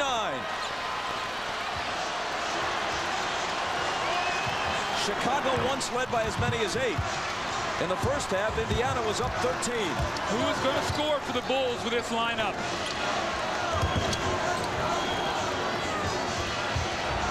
Buechler, his first shot. He missed it. Simpkins diving for the loose ball along with Travis Best. And the foul is on Best of Indiana. For Travis, that's number 3. 9:27 left. Nothing nearly decided yet. That have managed to come back from 0-2 deficits and win a best-of-7 series. Houston, along the way to championships in '94 and '95, did it in consecutive years. The Pacers also trying to be one of the few teams, especially in recent years, to win a Game 7 on the road. Longley. Back to Jordan. Jordan spinning, twisting, looping one up there, no good. And finally a whistle stops play as the ball goes over to Indiana. Today, Michael Jordan now 7 for 19 from the floor. Scottie Pippen 4 of 15. So the guy who's really kept him in this game offensively has been Toni Kukoc. And what Michael Jordan is thinking right now, he knows that he only has one more energy burst. And when does he put it on? Did he put it on 7 minutes, 5 minutes, 4 minutes, 3 minutes? Kerr fouled Best, and for Kerr, that's 3. That's also 14 fouls, so the next one, the Pacers will be shooting the rest of the way. That could be an important stat as we close up this game. And the Pacers have only 1 team foul with 9 minutes left. Smits backing in on Kukoc for the jumper. It rolls around and drops home, plus you can tack a foul onto it. See, there's no resistance from Kukoc. Smits was able to get the ball back down, and as he spent into the lane, Kukoc reached in. You see him establish the position. Now he'll take 3 dribbles, get his feet together, and Kukoc reaches in, tries to slap down. Smits goes to the line for the possible 3-point play. Which he completes. Indiana's on an 11-0 run, and they lead it now by 3. Jordan, meanwhile, has missed his last 5 shots.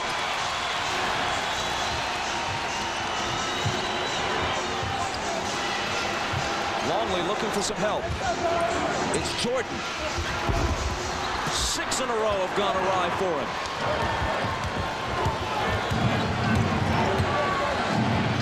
Miller with Michael on it. Kukoc is playing Smits. Drop that ball in the post and get out of his way. They do, but this time he can't convert. Antonio Davis over the back of Luke Longley.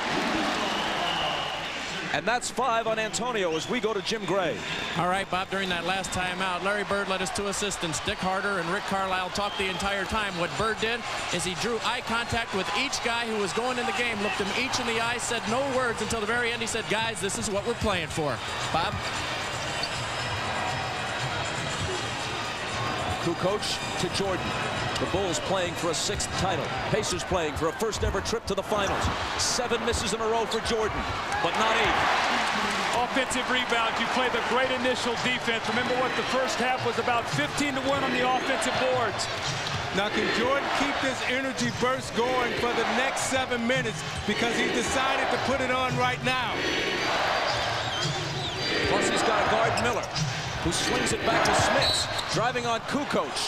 Contact, and the foul will go on Tony. Michael working so hard in the post, he fades away. He doesn't get a shot. He sort of short-armed that one. Longley tips the ball to Michael. Then you see the strong effort to finish it up. For the next 7 minutes and 37 seconds, the Pacers go to the line on any foul, including this one, with Smith shooting 2, trying to add to what is now a 1-point lead. It rattles in and out. Bob, the interesting thing to me, the last 3 possessions, Tony Kukoc has been playing Rick Smits. Longley's been doing such a great job, and Longley's not in foul trouble. He only has 3 fouls. And if the Pacers lose this game, Doug, they'll be able to go back and chart it right there at the free throw line.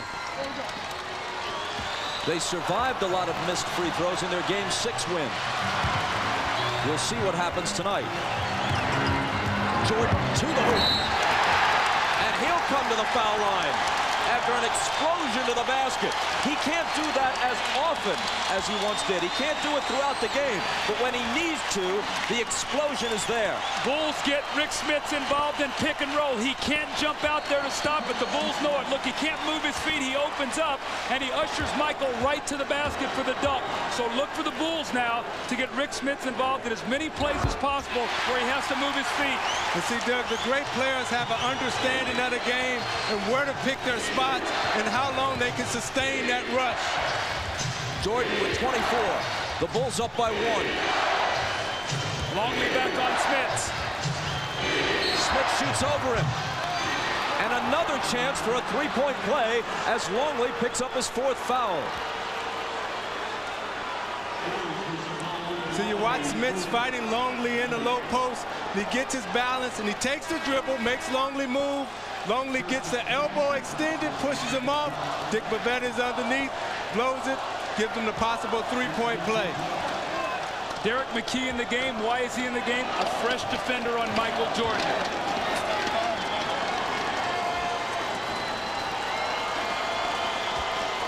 Smits, a good free throw shooter, especially for such a big man. See if they go back to get Rick Smits involved in the play here with either Michael Jordan or Scottie Pippen. Make him move his feet. Clock winds down towards 7 minutes to play in the 4th. Ball out of bounds to Chicago.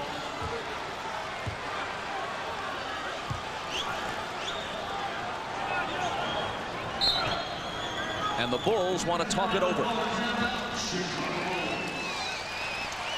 They trail by 2 with 7 minutes and 3 seconds remaining in Game 7 of the Eastern Conference Finals. はい、どうなってるんですかね、本当に。 From the line through 6 games. Each has missed 13 free throws tonight. Now, admittedly, 10 of Indiana's free throws have been taken by Dale Davis, a poor free throw shooter under any circumstances. He's missed 7 of those 10.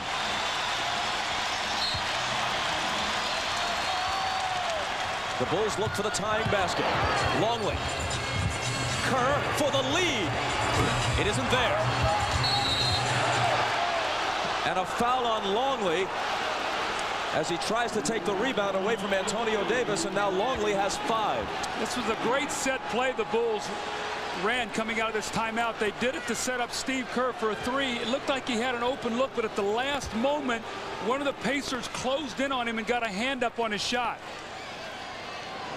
The big men for both teams are in foul trouble. Smits and Antonio Davis with 5. Rodman and Longley each with 5. The Pacers have only 3 team fouls. They have 1 more to give. But the Bulls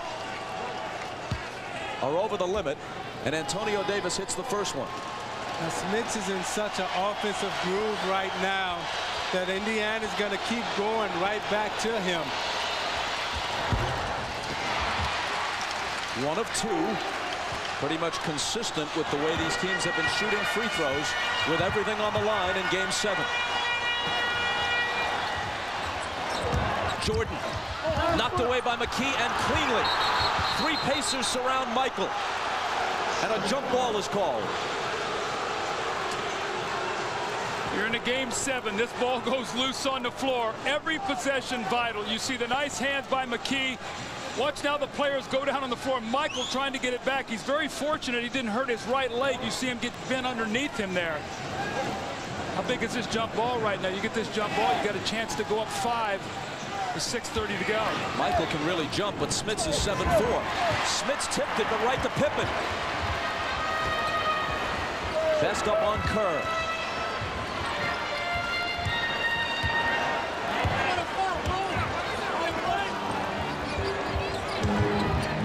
Michael, head fake on Smits, into the lane against 3 defenders.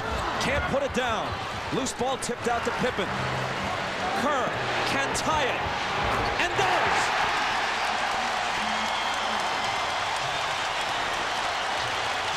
Offensive rebound that you don't get, a jump ball that you don't get.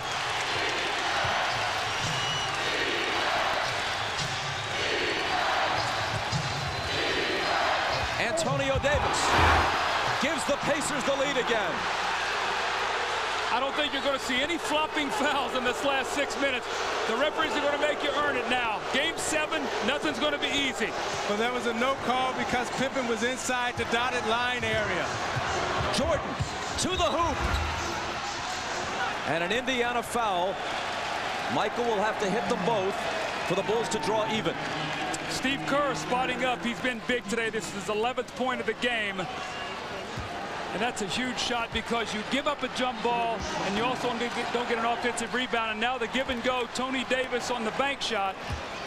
And Zeke, a good call. He was in the dotted area. Now, Doug, Jordan turned on the Jets. 8 minutes to go.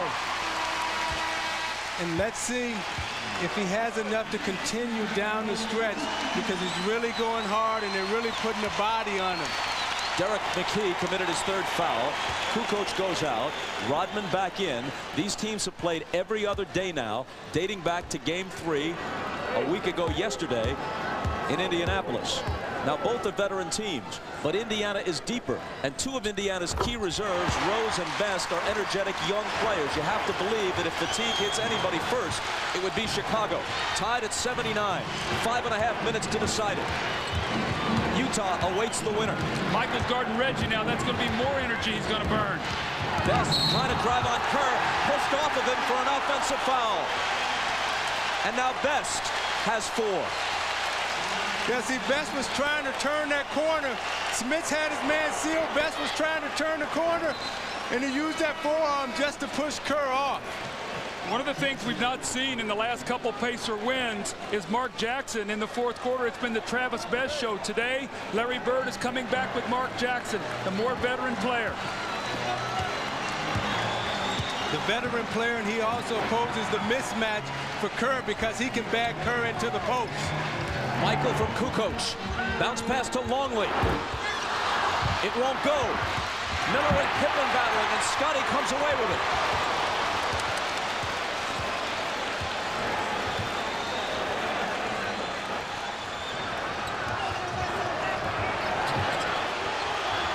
Pippen. Chicago leads it, 81-79. You can't give a championship team multiple shots on their home floor.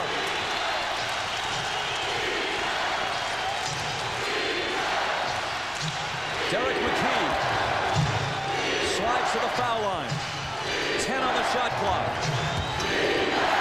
Looking for Smits,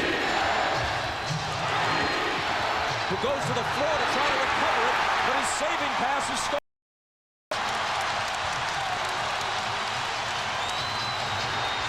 Jordan taking it to the basket, taking a pounding.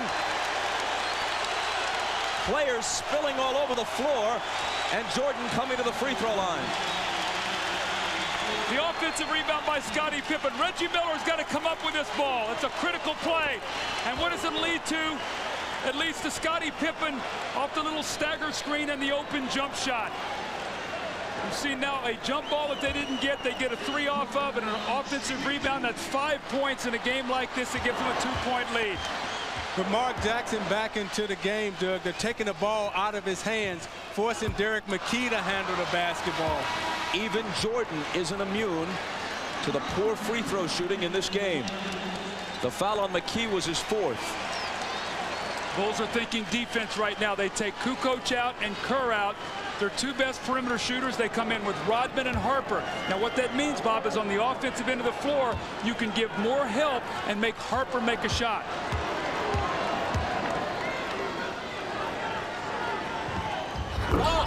Michael misses them both. 8 of 13 at the line. Is fatigue a factor? Now, if you mark Jackson right now, you got to keep your dribble. You can't give up on your dribble. Smits can't hit the hook. Longley protects the rebound. There's a nice pass to Smits right off the dribble.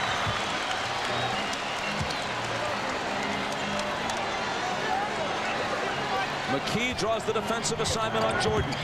Smits coming over with help. 5 on the shot clock. Michael dumps it off to an open Longley. And the Bulls have a little bit of breathing room. Ahead by 4.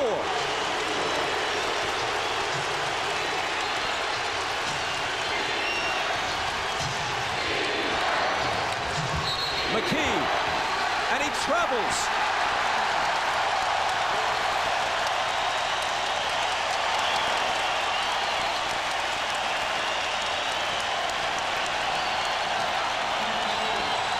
Timeout with 3:16 left. Bulls going for championship number 6. So with a 6th man, the crowd now on their side. You give the ball up, and you say, you got to help me. Michael Jordan spins. He finds Luke Longley. Luke hasn't been the man now shooting it, but he knocks it in, and Michael Jordan on his way back points and said, I'm going to need you, and all of you to help us win this game today. And during the last timeout, still encouraging his teammates, still talking strategy. You remember how he gave it up and willingly, in fact, predicted it in the timeout. In the waning moments of Game 6 of the finals last year against the Jazz, gave it up to Steve Kerr for the championship-winning shot. Here's Kerr on the move. Longley trying to bounce it to Rodman, but Miller picks it off. Now, Reggie Miller has to get involved right here. Smits sandwiched by Pippen and Longley and fouled.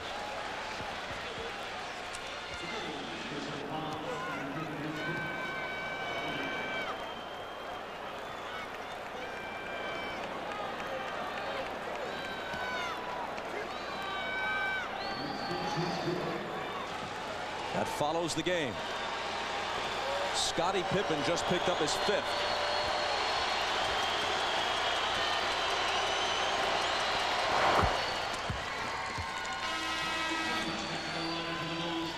Pippen, Longley, Rodman, all with 5 fouls for Chicago. Phil Jackson now coming back with his offensive team. He has Kukoc in for Rodman and Kerr. Both of those guys excellent three-point shooters. Doug Miller's got to get into this game. He hasn't taken a shot the 4th quarter. He's got to get involved. He hasn't scored since 3 minutes and 30 seconds remain in the 3rd quarter. He's stuck on 22 points. 2-point Chicago lead. Michael Jordan. Every time he takes it to the hoop. Every time just about anyone does. They pay for it. Michael Jordan's got the adage now, I'm not going to settle for this outside jump shot. I'm going to take it to the basket. And Indiana staying true to their philosophy. They're not going to give up any layups. See, the great players understand their bodies and they understand their energy rush. Jordan's going to the basket right now, not necessarily looking to score, but to absorb the contact and go to the free throw line. He increases the lead to 3. Each team has 3 men with 5 fouls. We mentioned Longley, Pippen, Rodman, Antonio Davis, Derek McKee after that last personal, and Rick Smits all with 5 for Indiana. Rodman back in now for Kukoc, so you're going to see the offensive defensive substitution every time there's a dead ball in the last 2.5 minutes. Michael gets them both. 28 points for Jordan. Jackson out of the backcourt. Harper with him. Jordan on Reggie. 10 on the shot clock. Jackson driving on Pippen, dealing out to Miller. Big three, won't go. In fact, an air ball, but it works like a perfect pass to Antonio Davis. Again, a two-point game. Pippen driving, throws up a little hook. It bounces home, plus a foul.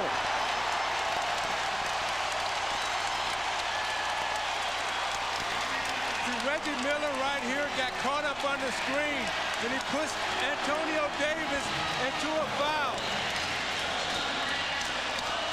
And Davis has fouled out.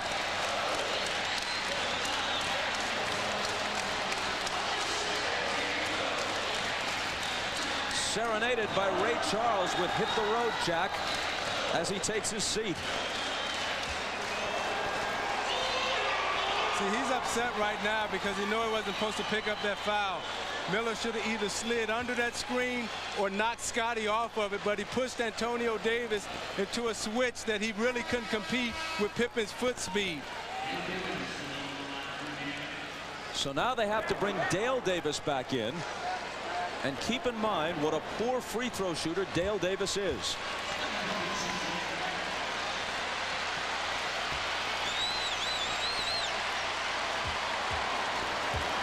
Pippen trying to take the lead to 5, which he cannot do. But Jordan out-battles 2 Pacers for the rebound. And now he'll take some time off the clock. Michael's going to open the court here and attack.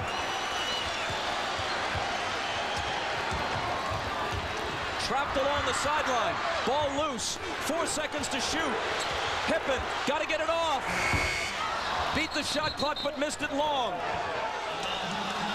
And the ball went over the top of the backboard as it caromed off the rim, and so the ball is given to the Pacers out of bounds. See, Bob, what happened, though, that offensive rebound gave the Bulls 24 more seconds to burn up off the clock. They're going to run a curl and try to post Rick Smits. They look for Smits, and Harper deflects it and comes up with the steal.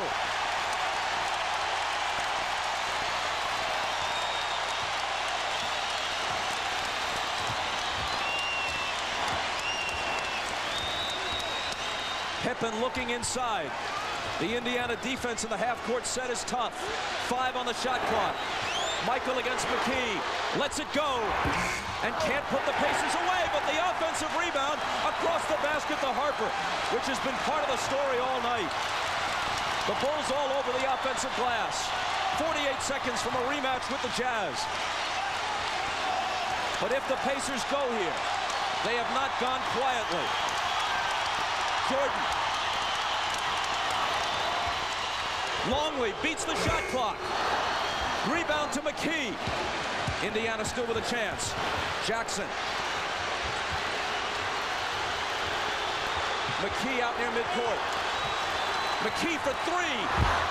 It's long. And Michael is there, as he so often is, with whatever it takes. 12 seconds. Harper in the front court. 10 seconds. Miller reaches in and fouls him with 8.9.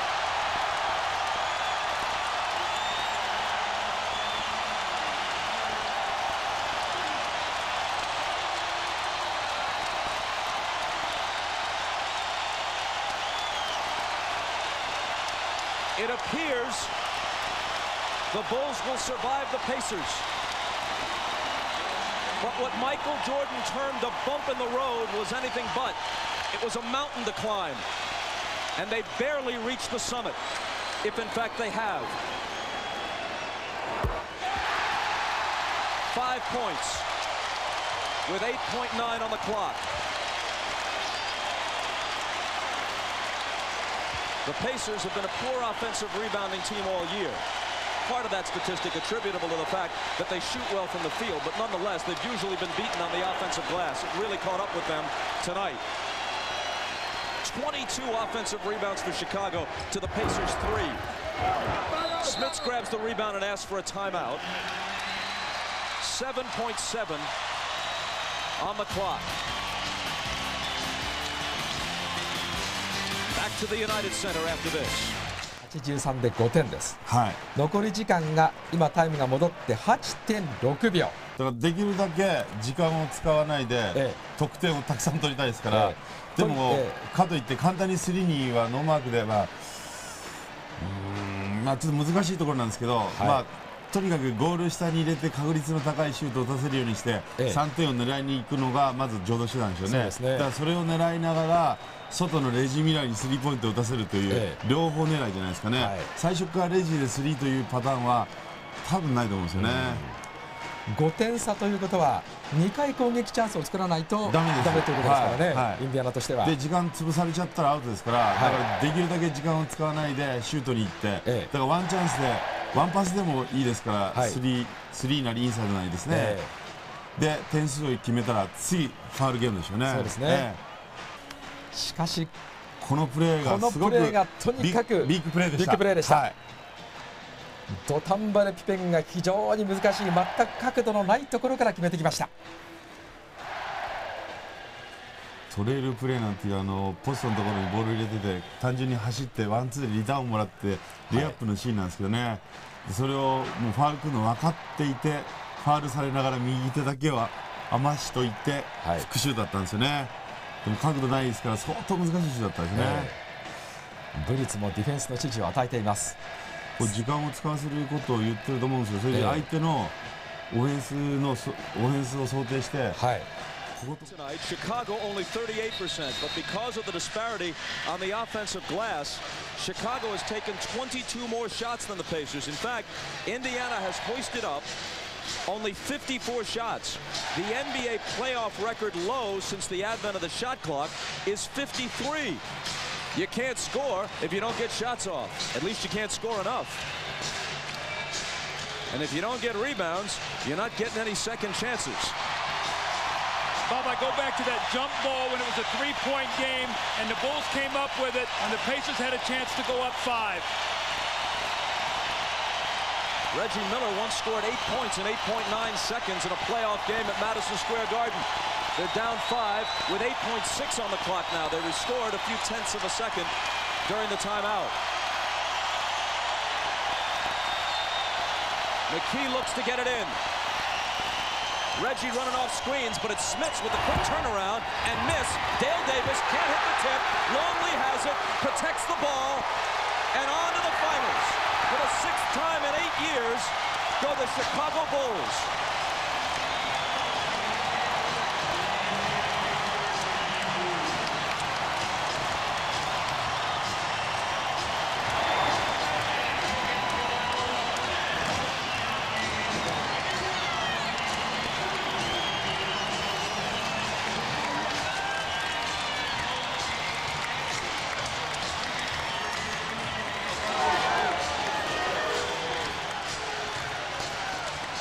Michael Jordan is with Ahmad Rashad. All right, thanks, Bob. Michael, in all the championship runs, I don't think that you have had as much concern over a victory than you did tonight. Hey, man, this team is real tough, as you can see. I mean, we had to fight for everything that we got. And, you know, we had some key plays from Judge Bushler. The Judge came in and gave us some great minutes. Steve Kerr got us back in the game in the first half. And I think that's where we really, you know, momentum-wise, started to pick things up. When we first came out, I could sense everybody was a little nervous, a little tense. But somehow when we got back in the ball game, we knew we were in a fight, but we knew we had a chance too. One of the big keys in this game, like you're saying, you were saying we was very strong this evening.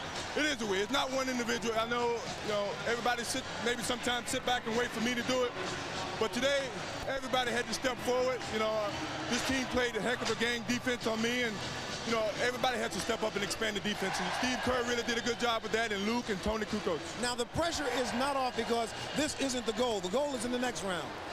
Yeah, but we had to get to the round, so it was a hard fight, 7-game series. And, you know, Utah's back there waiting for us, and they got the home court advantage this year, and it's going to be even tougher. So, I mean, I think a day off will give us a chance to clear our minds and put what's happened behind us and focus on what's in front of us. All right, Michael, enjoy yourself momentarily. Gear up for the championship run. Let's go back to... Thank you very much. Okay, when we come back, 結局両チームともホームで勝って先にホームで始めて最後1戦多くホームで試合をすることができるホームコートアドバンテージを結局生かした形でシカゴビルズが88対83、インディアナ・ペイサーズを破りまして、2度目の3ビート3連覇に向けて NBA ファイナル進出、2年連続でユタジャズとファイナルを争うことになりました。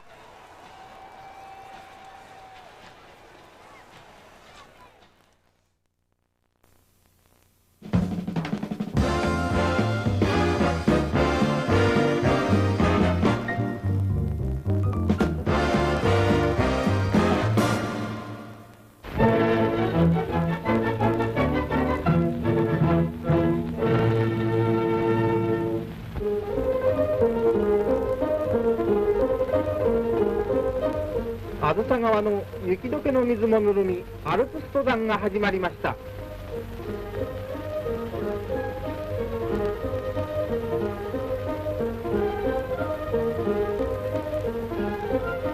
北海道にも初夏が訪れました。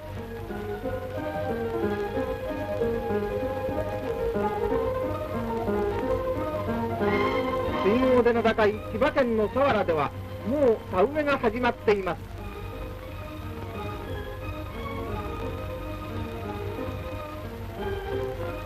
東京の焼け跡には麦が実り、婦人警官の夏帽子が目立ちます。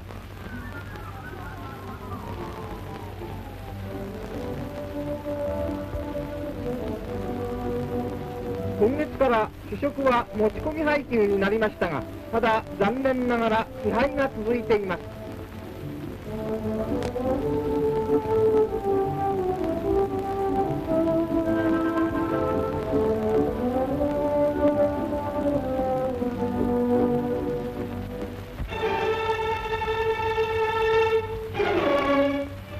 5月22日、東京第一病院で影佐元中将に対する必勝尋問が行われ、王朝名担ぎ出しのいきさつが明らかにされました。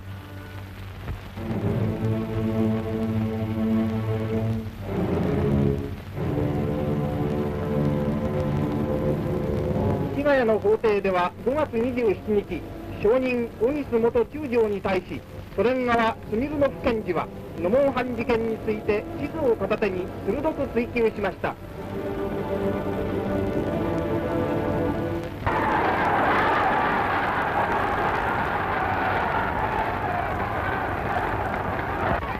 5月27日、西宮で行われた第1回関西学生ボクシングトーナメント、ものすごい肉弾戦の末、関西学院大学と関西大学が勝ち残りました。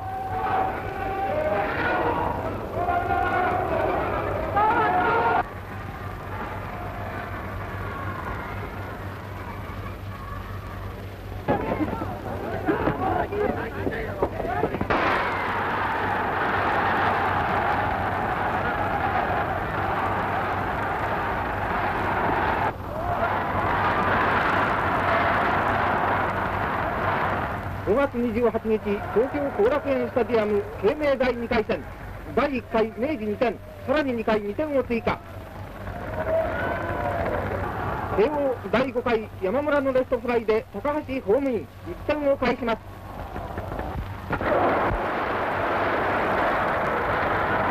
しかしついに及ばず4対1で明治の雪辱がなりました。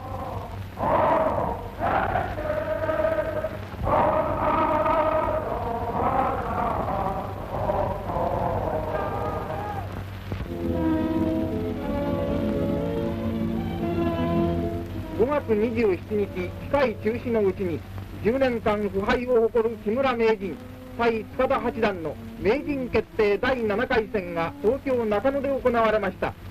盤上殺気をはらむ熱戦の末、ついに千日手となり指し直しとなりました。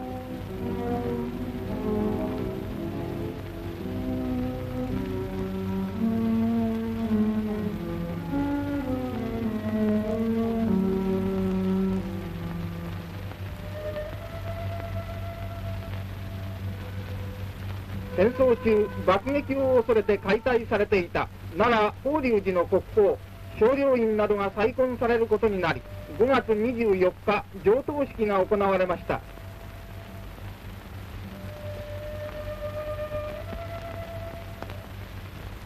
天井板を調べた結果、およそ1000年前の落書きが発見されて注目を集めています。